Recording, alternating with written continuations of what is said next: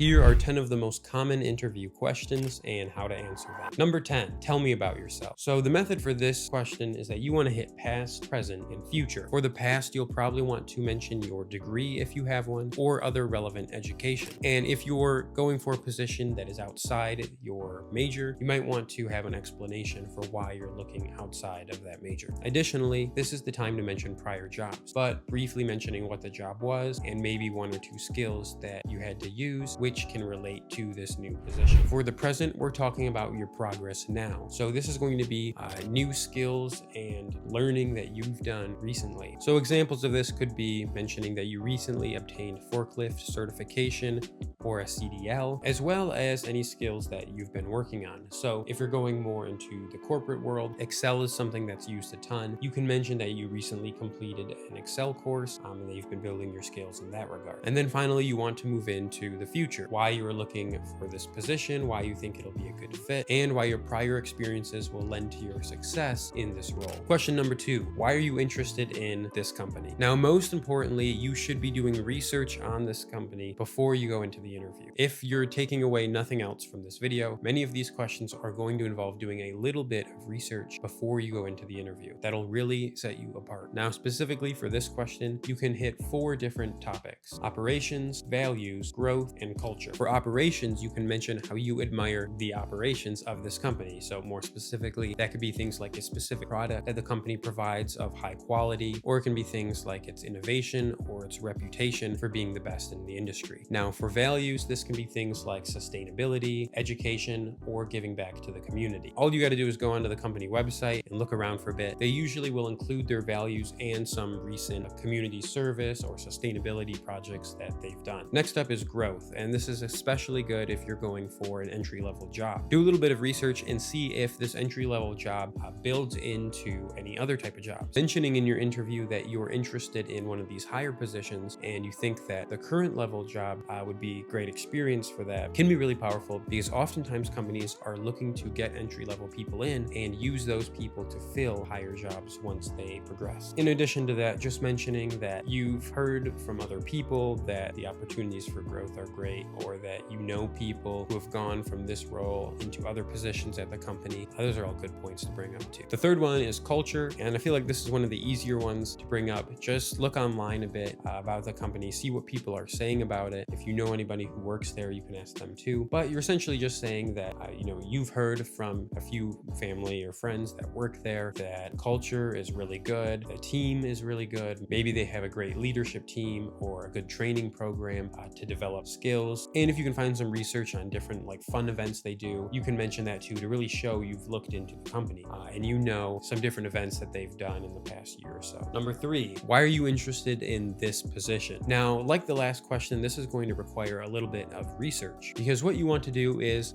look at the job listing and do some other research to find what does this position really do, and then what are the specific skills that you think you can utilize that make this position a good fit, why you think that it'll be a good challenge and it'll be intriguing work. And then lastly, another example is just why you're passionate about this type of work. You can mention that. For myself, I've always thought that being able to analyze financial statements and really get a sense of how the company is doing has been pretty interesting. So for my interview as an analyst, I mentioned how that was really intriguing to me. Next up is a question you'll most likely get if you're going into any type of service job, which is, give me an example of a time you've dealt with a difficult customer. You probably know that this question is coming, so before you go into the interview, have a couple of examples ready. You don't have to memorize a script, but just know what you'll talk about if that comes in. And then what you want to emphasize when answering this question is 1, listening ability. This is going to be important because if you can listen to the customer, you also will listen to management. 2 is empathy. Customer service jobs in particular, I want you to be empathetic with the customers. And 3 is problem solving abilities. So, you'll say how you listen to the customer, you found out, some sort of need that they had, and then you empathize with them, told them how you would resolve the issue. If you're able to mention these 3 things, that'll be a really powerful example. But once again, don't just say, I listen, I have empathy, and I do some problem solving. Give an example of a time you did those 3 things. All right, next up we have, what is your biggest strength? Okay, obviously for this one, you want to focus on your skills, but just a couple pieces of advice. 1, if you're going to be working with a team, I think it's often good to mention your ability to work with team over things like technical skills, because oftentimes recruiters are looking for people who will fit the culture, who will have the desire to do the work well and to work with the team, more so than just somebody who knows how to do it. So that's one piece of advice. Secondly, I would say, once again, do research on the position. Different positions might have different strengths that are best for them. So for example, if you're not interviewing for a customer-facing role, I wouldn't say that your biggest strength is dealing with customers and helping them resolve their issues. So just keep that in mind. Okay, next up, we have another common question, which is, what is your biggest weakness? Now, I'm pretty passionate about this question because I think that the advice out there for how to answer it is pretty bad. Typically, the answer that people will give is going to fall under one of two different categories. One is the not really a weakness category, and the second is too much of a weakness category. So for the not a weakness category, this is going to be answers like, I'm a bit of a perfectionist. The interviewer will know what you're doing. You're not actually giving a weakness, and so this kind of comes off as you're dodging the question. Now, on the other end of the spectrum is mentioning weaknesses which are too relevant to the job. So this is things like, I have issues with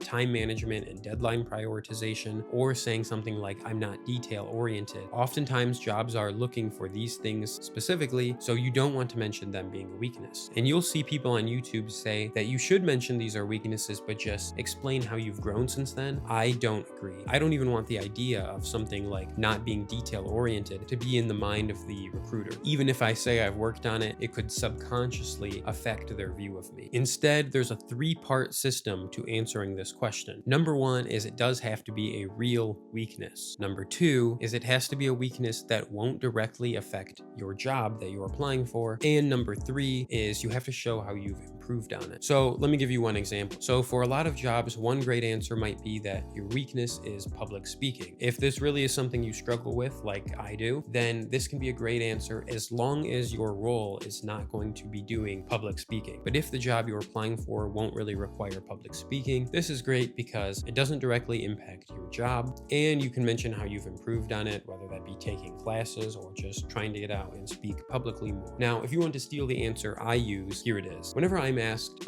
what's your biggest weakness, I always answer that my biggest weakness is interviewing. I can get pretty nervous going into these interviews, and that leads to me not being able to collect my thoughts or to communicate as clearly as I would like to. But I have done things to improve on this, such as doing mock interviews and just taking in-person interviews when I've gotten the offer. Most likely, the job you go into is not going to consist of doing interviews in your day-to-day work. Additionally, I always mention ways that I've improved on the interview process. And lastly, there's this sort of subconscious framing. I mentioned that my weakness is interviews, which means that if I do well in the interview, then subconsciously they're thinking, oh, this is one of his weaknesses. He's still stable and strong at this thing, which means that he must be even better at all these other things. But on the flip side, if I don't do as well in the interview as I wish, there's this sort of subconscious framing where they think, okay, there was a few flaws in the interview, but he mentioned that his biggest weakness is interviews, so maybe that's why. So that's why I think that answer is great. But regardless of what you decide to answer, just remember the big three: an actual weakness, not directly related to the job, and how you've improved on it. Next, if the job you're applying for involves working with a team, you're probably going to get a question about how you work with a team or some sort of past experience you've had with a coworker. Again, this is just going to be about preparation. Make sure you have a few examples in mind before you go into the interview of times that working on a team has gone really well, and of times that, working on a team had its challenges, but how you overcame them. Two quick tips here. When you answer this question, emphasize your communication and your willingness to help the team. All right, next up, we have another very common question, which is how do you deal with competing deadlines? Or another way they might ask it is, how do you prioritize your time? Now, once again, just prepare something for this question. Have an idea of what you're going to say. You can mention things like breaking down larger tasks into smaller pieces, or you can mention things like communicating to find out what is the highest priority. But personally, for me, I always answer this question the same way, and that's to mention something called the Eisenhower matrix. Now, the Eisenhower matrix is pretty simple. It's just a way of categorizing tasks by importance and urgency. So the Eisenhower matrix is a decision prioritization tool. I'll put it up on the screen right now and explain how it works. So you can see that there's 4 different categories determined by urgent and non-urgent, and by important and non-important. So the first category is going to be things that are important and urgent. These are the things that you want to do right now, that you want to prioritize first. The next category is things that are important but not urgent. So for this category, you want to plan out when you'll be able to to work on this project. So setting a schedule, maybe setting different deadlines and checkpoints, that's how you'll work on this. Planning out when you'll be able to work on this thing, which is a very important project, but doesn't have to be done right now. For the things that are urgent but not important, these are things that, if possible, you can delegate to other people who don't have as high of a workload, or if delegation isn't possible, these are the things you can work on once you've completed the urgent and important task. And lastly, if the task is not urgent and not important, then you don't really need to be working on it right now unless there's really nothing else to do. All right, our next question is, tell me about a challenge that you faced at work. So try to have an example or two in mind before the interview. This can be things like maybe sudden deadlines or competing deadlines, or this can be things like working with someone on the team that there was some disagreements. Whatever it is, outline the problem and then outline the steps you took to solve the problem, and just have something prepared before you go into the interview. And then lastly, the one question that all of you will probably be getting is, do you have any questions for me? Now, whatever you do not say no. Always have some questions for them, and try to have at least